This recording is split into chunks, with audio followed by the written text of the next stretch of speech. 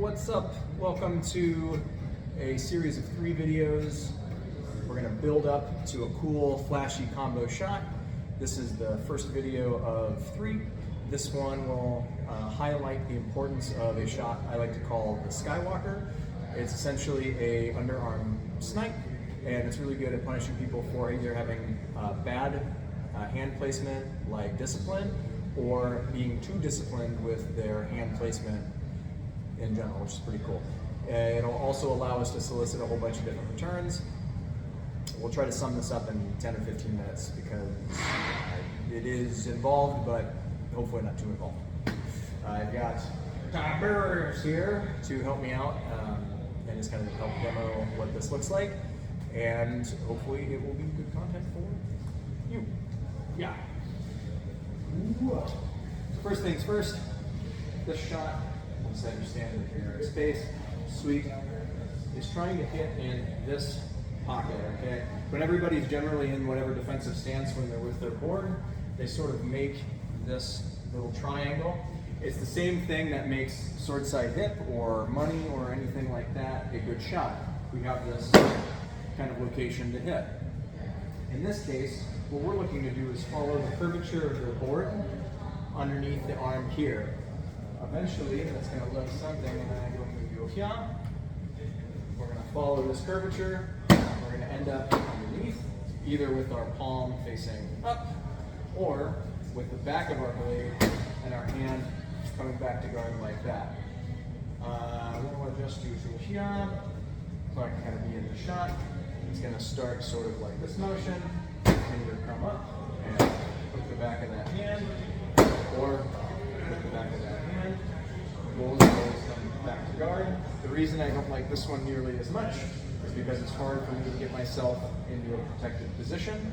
In this case, when I throw it and do the rotation early down here, the sort of back of my blade, my hand is already coming up to a good guard position, and that allows me to then respond with either a big cross, back up here, a big forward shoulder, or we can just load up and throw kind of wherever we want to throw. Really, really important. Now we're going to scoot out a little bit. I know it might be hard to hear. I will do my best to make sure that I am heard. And let's scoot. Okay, so depending on if you are board foot or sword foot forward, it changes sort of the dynamic of how this shot works. If I'm sword foot forward to begin with, I'm already sort of loaded up and down.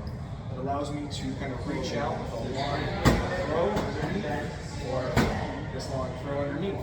You can do it on a step, or you can go with lateral right, or you can throw it underneath there, which I really like. You can step yourself this way if you like. The risk that you run is that they have a very clean line to you as a person. So depending on your equipment, it's a little risky. With the punch shield, he has the ability to step across towards the sword side and throw it up if you'd like, kind of making it a classic dark side. It just all kind of builds on this. But my preference is almost always lateral right, or just being in this position while sword foot forward and throwing the snipe underneath, or throwing the snipe underneath. Whichever one makes sense. I like both. That is sword foot forward. Board foot forward also applies, and a lot of times board foot forward feels safer, even though I sort of have to reach out across my body for this. Because now what I'm doing, I just change it to here, is I'm board foot forward. Behind this, I'm throwing out from underneath. I'm throwing my snipe there, or throwing my snipe there. You can do it while stepping the board foot across, which is pretty cool, or you can do it while stepping the board foot here and rotating your person to try to do that. If you think they're going board shoulder, this works pretty well.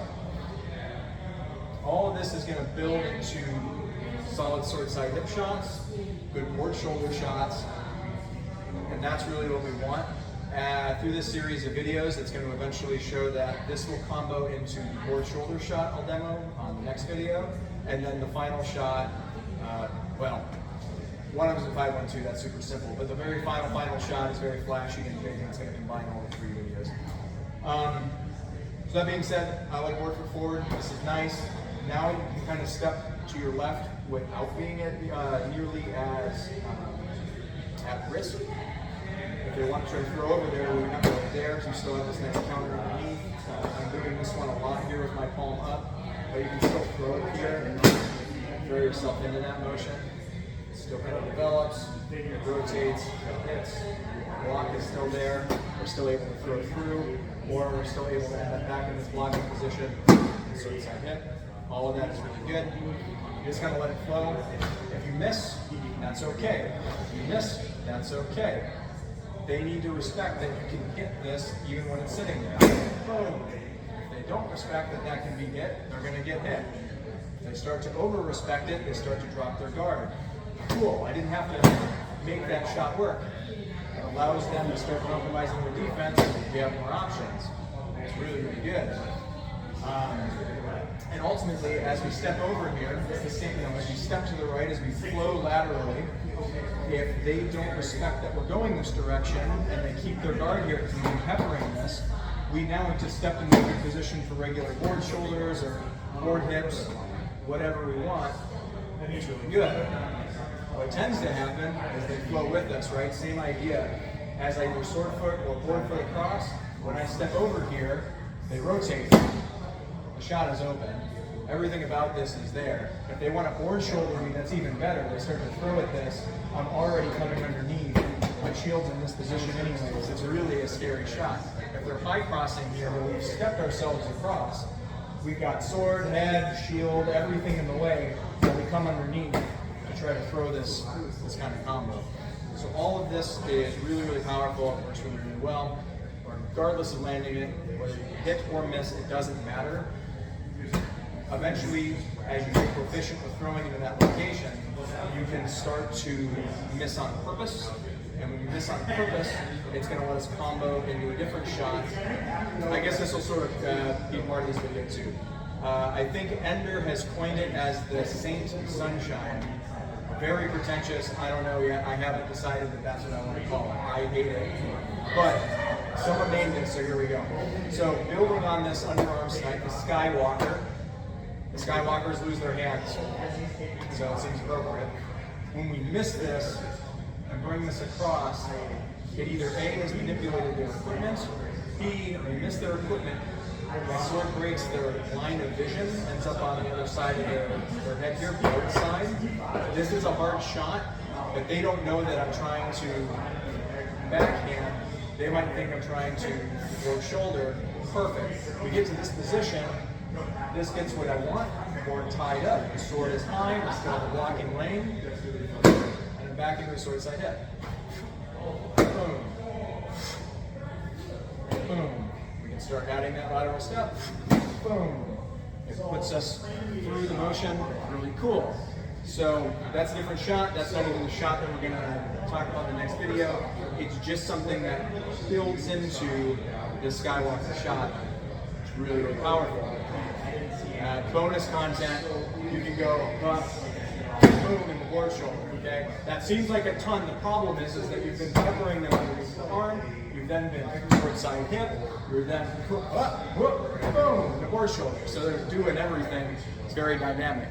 All while trying to flow to the right, all while stepping laterally. Either foot works. I will use either for different reasons. It depends on what they're doing. If they're trying to snipe me, blah, blah, blah. So, to recap briefly here, landing this or not landing it, A-okay. We want to get them really, really worried about it. So it's a great opener. Either I missed, I didn't, whatever, that's fine. Oh, I hit it. Sweet. Excellent. That's good. Maybe he's blocking and not letting me land the shot now. Okay? Cool. But we're getting that kind of dip. We're getting that play, and now we're going to build, and then we're suddenly into this boom, and we're hitting them, and we're on our way. Very good. Now, let's show some other applications for it, like against the Florentine fighter through the board fighter. I can thank Luis and Ozar at the time because they were doing Florentine when I was in the process of working on how to make the shot really function. So they were very much in this this sword out, this way kind of presented to me, kind of making that nice structure to protect themselves, right? Nobody ever really wants to throw here, it's blocked, right? They've got their left hand here. Cool, makes sense. Well, how do we punish them for doing this stance? And I really got a lot of practice into that sort of style of fighting and having to deal with it, whether they were really presented high or pointed out, didn't really matter. The application of this shot still works. Whether that's me stepping myself here and trying to throw across, yeah, but the left hand. We rotate ourselves away from that left hand while we throw that shot. I'm putting myself into this position, right? I've got an opportunity to block, my shield is there, and now we're into a full-up sword and mortar versus a Florentine fighter, which I really like. We've taken away generally their dominant arm, unless they happen to be left-handed or very proficient, and that's a really great position to be in. This gives us a threat against that high right hand in that kind of style of fighting. I'm pretty happy with that. It really is applicable. Also, if you're using a punch shield versus a strap, I can still project my punch shield across while throwing that underneath and putting myself in that kind of position. Rotating away from the left hand because they probably want to kill me with the left hand.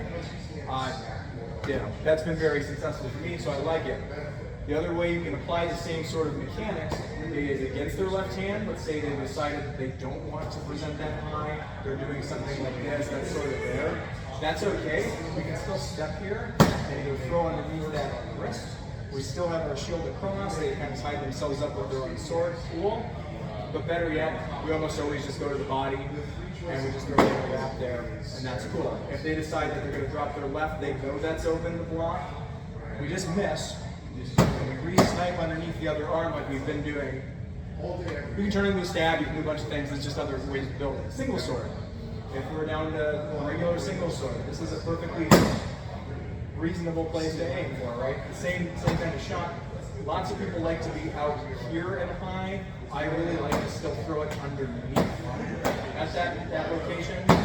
And if I'm putting myself back in the guard here, we're still in a really good place for the predictable return. If they're shooting across to my chest, we're still in this position to throw it. We're still here to throw that in. So it's a pretty funny way to catch a guard, a block across to your shoulder or something in single and still throw one of these shots. This can block too, it doesn't just have to be our fist, Now I just want to go over very briefly what it looks like when I have my shield and do it. So to show kind of what I'm doing and how I'm protecting my arm and keeping myself safe. And we'll just sort of rotate around through the video here to show that. So I'm sort of squared up. Here I am. I can still throw this here. I've exposed some. But we're going to go back to this guard anyways, and I'm going to step all the way through while I do it. And then we're chasing the person, we're into it. We can throw it through there. I've got underneath my equipment and across. And if they're going high board shoulder, we're sort of prepared for that. If they're going to cross me, well, hell, my head and my sword were there when we started this combo. And we're moving ourselves laterally across. So very good. That's all from board foot forward, sword foot forward. We're already sort of projected across. I can lean my torso with this, which I like to do, kind of tight. I can throw it underneath the arm and get into this kind of mechanic where I'm fighting underneath that pocket, that triangle. I love it. And if all I'm giving them is, you need to throw over the top of me, I've simplified my defensive problems by saying they can only really throw over the top of me. It means I can cheat my shield wherever I want to cheat it. And that generally works. There's conversations about getting too heavy on your feet. Well, don't. That's dumb. We're at a skill level now at this point where we shouldn't be so worried about that, especially if I want to load this up so I can throw underneath and just step through. Nothing's stopping me from just continuing my motion. Let my weight carry me through the combo. That'll work out really well. So, anyways, to highlight, I've stepped across, which is keeping me pretty safe. I'm able to turn this underneath. I can rotate my torso. I can bring it up through here if we want to, in the same kind of flick. Catch this block and rethrow. Let it spin, do some cool crazy stuff. We can just stand here. We can just throw, just pick. This is an easy pick with very little effort. The Saint Sunshine I'm just kidding. If Ender watches, I'm just kidding. Not that, I'm just kidding. We can throw it. We let this project across. They see that. We want that little plane broken right in that periph. When this throws there. Just go to the hip. And now we're in a great position across the opponent to throw whatever combo we want to throw. That is a super kind of 15-minute summarized version of 2 shots. I hope that that helps, and we will go into a bunch of different things when it comes to the next part of this combo as we build our way to the Phantom Menace, which is wildly flashy. Some people think that's flashy. We're going to get flashier. Thanks a lot for reaching out, and I hope to catch you next time.